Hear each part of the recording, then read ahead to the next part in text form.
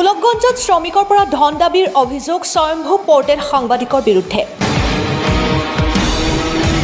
দাবী ধন বিচাৰি ভয় ভাবুকিৰে হাৰাশাস্তিৰ অভিযোগ। স্বয়ম্ভু পৰ্টেল সাংবাদিকৰ বিৰুদ্ধে গোলকগঞ্জ থানাত এজাহাৰ দাখিল।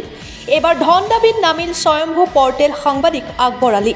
শ্ৰমিক একৰামুল হকে চোৰাংগৰুৰ কথা খবৰ দিছিল পৰ্টেল সাংবাদিক আকবৰ আলীক। পৰ্টেল সাংবাদিক আকবৰ আলীয়ে চোৰাংগৰু বিচাৰি নাপাই ধন দাবী কৰে শ্ৰমিকজনক। দাবী কৰা ধন নিদিলে শ্ৰমিকজনৰ বিৰুদ্ধে বাতৰি পৰিৱেশন কৰাৰ ভাবুকি প্ৰদান কৰে। সাংবাদিকৰ এনে ধন দাবীত হতভম্ব হৈ পৰে শ্ৰমিক একৰামুল হক। অৱশেষত উপায়হীন হৈ শ্ৰমিক একৰামুল হকে আজি গোলকগঞ্জত উপস্থিত হয়। গোলকগঞ্জ থানাত এজাহাৰ দাখিল কৰে স্বয়ম্ভু পৰ্টেল সাংবাদিক আকবৰ আলীৰ বিৰুদ্ধে। গোলকগঞ্জৰ পৰা আব্দুল মতেলেপৰ ৰিপৰ্ট, অৰুণোদয় আছাম। মানে কি মই মানে কামত যাই আছো, কামত যাই কিনে মানে পাহাৰত মই দেখা পাইছোঁ মানে 4টা গৰু মানে বান্ধি আছে। 4টা গৰু বান্ধি আছে, এইটো চোৰৰ নে পাইকাৰৰ মই গম নাপাওঁ।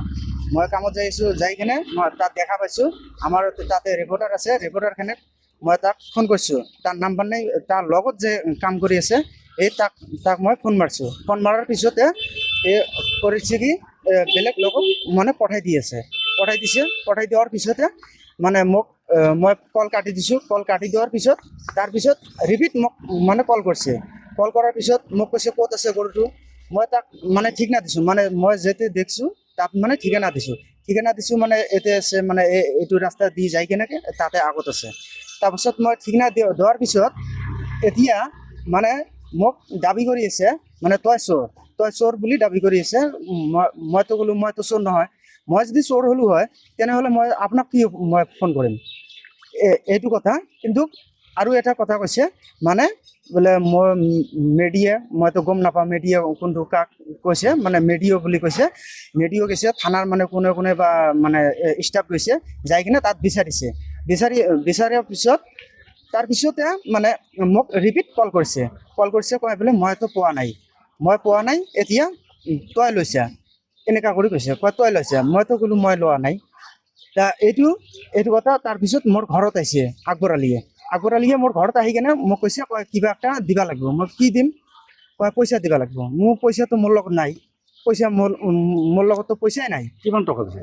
কিমান টকা মানে 40,000 টকা। ত মই কৈছোঁ বোলে মই 40,000 টকা মই দিন হাজিৰা কৰি খাওঁ, মই 40,000 টকা ক'ত পাম? তাৰপিছতে মানে মোক কৈছে 40,000 টকা দিব নাপালেও মানে 20,000 টকা দিবা লাগিব। মই কৈছোঁ বোলে 20,000 টকা মই ক'ত পাম? মই একমাহ মানে কাম কৰি কেনে পাম মই 12,000 13,000 টকা মান। 20,000 টকা মই ক'ৰ পৰা দিম?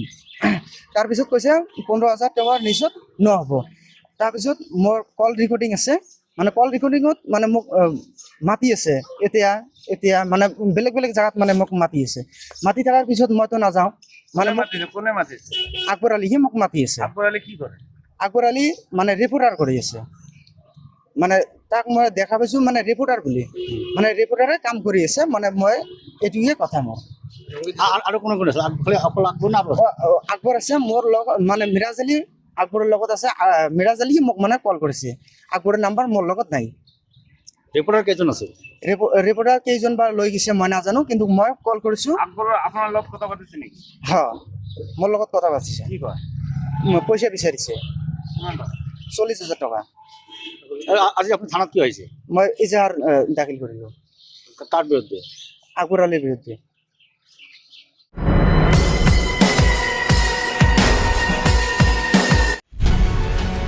কোৰ্ট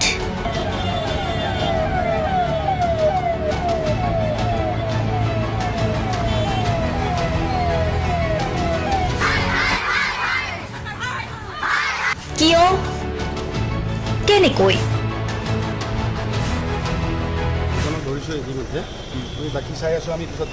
দুৰ্নীতি ৱাইফজনীয়ে কৈছে বোলে এওঁ মোৰ হাজবেণ্ড, আপুনি কোন হে ক'বলৈ এওঁ অবৈধ বুলি?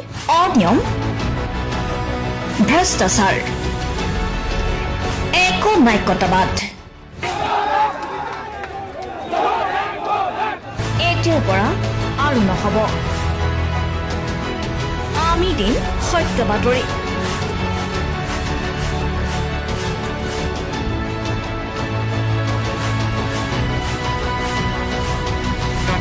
নিজকে সংস্থাপিত কৰাৰ বাবে শুদ্ধ ৰূপত নিৰ্ভীক নিৰপেক্ষতাৰে আমি সাজু। অসমৰ উন্নয়নমূলক যাত্ৰাই আজি এক নতুন দিগন্ত ভৰি দিছে। অসমৰ ৰাইজৰ পৰা আমি সদায় আশীৰ্বাদ বিচাৰোঁ। আমি এনেকৈ যাতে আমাৰ জননী জন্মভূমিক সেৱা কৰি যাব বিচাৰোঁ। অৰুণোদয় অসম নিৰ্ভীক নিৰপেক্ষ।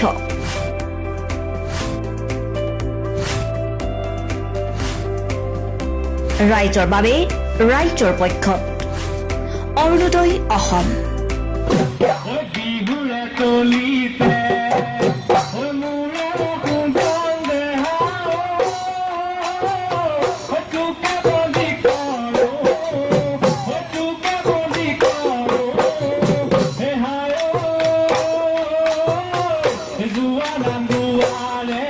Zua nam guare,